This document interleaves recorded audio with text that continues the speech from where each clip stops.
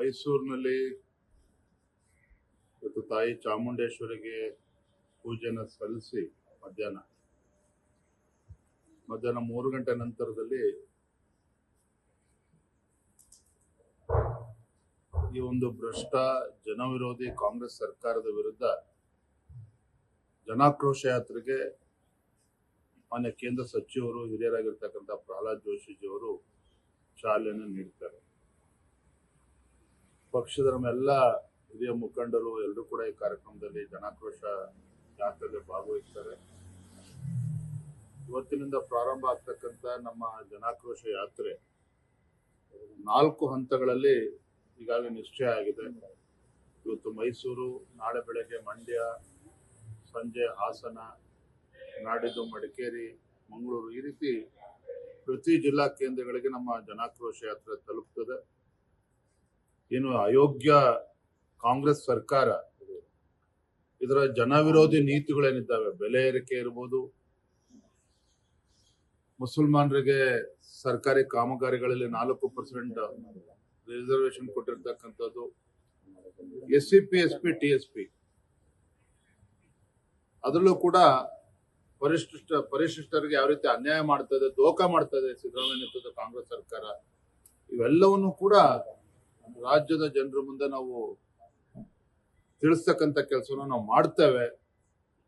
ಈ ಸರ್ಕಾರದ ಜನವಿರೋಧಿ ನೀತಿಗಳನ್ನ ಜನರಿಗೆ ತಿಳಿಸ್ತಕ್ಕಂಥ ಕೆಲಸವನ್ನು ನಾವು ಮಾಡ್ತೇವೆ.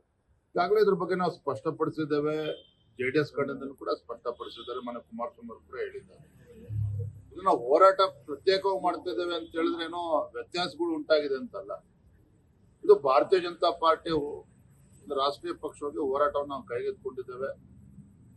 ಜನರ ಮಧ್ಯೆ ಹೋಗ್ಬೇಕು ಅಂತೇಳಿ ಈಗಾಗಲೇ ನಿಶ್ಚಯ ಆಗಿದ್ದಂತೆ ನಾವು ಪ್ರವಾಸವನ್ನು ಶುರು ಮಾಡ್ತಾ ಇದ್ದೇವೆ. JDS ಪಕ್ಷವು ಕೂಡ ಅವರು ಪ್ರತ್ಯೇಕವಾಗಿ ನಾವು ಹೋರಾಟ ಮಾಡ್ತೀವಿ ಅಂತ ಈಗಾಗಲೇ ಹೇಳಿದ್ದಾರೆ ಮತ್ತು ಅನೇಕ ಹೋರಾಟಗಳು ಪ್ರತ್ಯೇಕವಾಗಿ ಮಾಡಿದ್ದಾರೆ. ಸ್ವಲ್ಪ ಗೊಂದಲ ಏನಿಲ್ಲಪ್ಪ, ಸಮನ್ವಯ ಸಮಿತಿ ಬೇರೆ ಕಾರಣಕ್ಕೆ ಮಾಡಬೇಕು, ಅದನ್ನ ಮಾಡ್ತೇವೆ. ನಾನು ಕೂಡ ಅವರ ಪಕ್ಷದ ಎಲ್ಲ ಹಿರಿಯರು ಕೂಡ ನಾನು ಮಾತನಾಡ್ತೇನೆ. ಅದು ನಾವು ಹೋರಾಟ ಪ್ರತ್ಯೇಕವಾಗಿ ಮಾಡ್ತೀವಿ ಅಂತೇಳಿ ಏನೋ BJP JDS ಪಕ್ಷ ಮಧ್ಯೆ ಏನೋ ಒಡಕುಂಟಾಗ್ಬಿಟ್ಟಿದೆ. ಇದು ಯಾವುದೂ ಕೂಡ ಸತ್ಯಕ್ಕೆ ದೂರವಾಗಿರ್ತಕ್ಕಂಥದ್ದು. ನಾನು ಕೂಡ ಬೆಂಗಳೂರಿನಿರ್ತೇನೆ. ರಾಜ್ಯದ ಯಾವುದೇ ಮೂಲೆಗಿದ್ರು ಸಹ ಯಾವುದೇ ಒಬ್ಬ ಕಾರ್ಯಕರ್ತರು, ಯಾವುದೇ ಒಬ್ಬ ಹಿಂದೂ ಕಾರ್ಯಕರ್ತರು ಯಾರಿಗೆ ತೊಂದರೆ ಆಯ್ತು, ರಾಜ್ಯದ ಕಾಂಗ್ರೆಸ್ ಪಕ್ಷದಿಂದ ಅಥವಾ ಕಾಂಗ್ರೆಸ್ ಪುಡಾರಿಗಳಿಂದ ತೊಂದರೆ ಆದ್ರೆ ನೇರವಾಗಿ ನನ್ನನ್ನು ಬಂದು ಸಂಪರ್ಕ ಮಾಡಲಿ. ನಾನು ರಾಜ್ಯದಲ್ಲಿ ಎಲ್ಲಾದ್ರೂ ಕೂಡ ಬಂದು ಸಂಪರ್ಕ ಮಾಡಲಿ. ಅವರಿಗೆ ಕಾನೂನಾತ್ಮಕವಾಗಿ ರಕ್ಷಣೆ ಕೊಡ್ತಕ್ಕಂಥದ್ದು, ಕಾನೂನು ಸಲಹೆ ಕೊಡ್ತಕ್ಕಂಥದ್ದು, ಅವ್ರಿಗೆ ಸಂಪೂರ್ಣ ರಕ್ಷಣೆ ಕೊಡ್ತಕ್ಕಂಥದ್ದು ನಮ್ಮ ಜವಾಬ್ದಾರಿ. ಹಾಗಾಗಿ ನಮ್ಮ ಕಾರ್ಯಕರ್ತರು ಇರ್ಬೋದು, ಯಾವುದೇ ಹಿಂದೂ ಕಾರ್ಯಕರ್ತರು ಇರ್ಬೋದು, ಈ ಕಾಂಗ್ರೆಸ್ ಅಟ್ಟಹಾಸಕ್ಕೆ, ಇವರ ಪುಂಡಾಗಿರಿಗೆ, ಇವರ ರೌಡಿಸಮ್ಮಿಗೆ ಹೆದರಬಾರ್ದು ಅಂತೇಳಿ ನಾನು ಈ ಸಂದರ್ಭದಲ್ಲಿ ಮತ್ತೊಮ್ಮೆ ನಾವು ವಿನಂತಿಯನ್ನು ಮಾಡ್ತಾ ಇದ್ದೇನೆ. ಧನ್ಯವಾದ.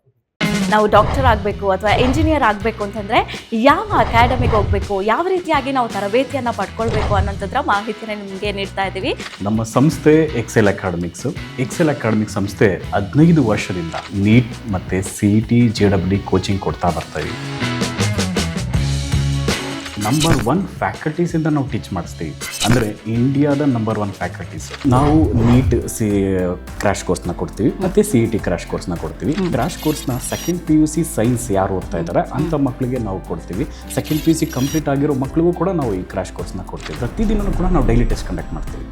ಇವತ್ತೇನು ನಾವು ಪಾಠ ಆಗಿದೆಯೋ ನಾಳೆ ಡೈಲಿ ಟೆಸ್ಟ್ ಕೊಡ್ತೀವಿ. ನಮ್ಮ ಎಕ್ಸೆಲ್ ಅಕಾಡೆಮಿಲಿ ಒಂದು ವಿಶೇಷತೆ ಏನಂದರೆ ಒಂದೇ ಕಡೆ ಹಾಸ್ಟೆಲ್, ಒಂದೇ ಕಡೆ ಕೋಚಿಂಗ್. ಮಕ್ಕಳು ಒಂದ್ಸತಿ ಕ್ಯಾಂಪಸ್ಗೆ ಎಂಟ್ರಿ ಆದರೆ ಅವ್ರ ಕೋರ್ಸ್ ಮುಗಿಸ್ಕೊಂಡೇ ಆಚೆ ಹೋಗಬೇಕು. ಆ ಥರ ವ್ಯವಸ್ಥೆ ಮಾಡಿರ್ತೀವಿ. ತೆಲಂಗಾಣ, ಆಂಧ್ರ, ಡೆಲ್ಲಿ ಆ ಕಡೆಯಿಂದ ಕರೆಸಿ ನಾವು ಫ್ಯಾಕಲ್ಟೀಸ್ನ ನಂಬರ್ 1 ಫ್ಯಾಕಲ್ಟೀಸ್ನ ಟೀಚ್ ಮಾಡಿಸ್ತೀವಿ. ಎಕ್ಸಾಮ್ಗೆ ಹೋಗೋಕ್ಕಿಂತ ಮುಂಚೆ ಮಾದರಿ ಎಕ್ಸಾಮ್ನ ಒಂದು 15-20 ಎಕ್ಸಾಮ್ ಕೊಡ್ತೀವಿ ನಾವು.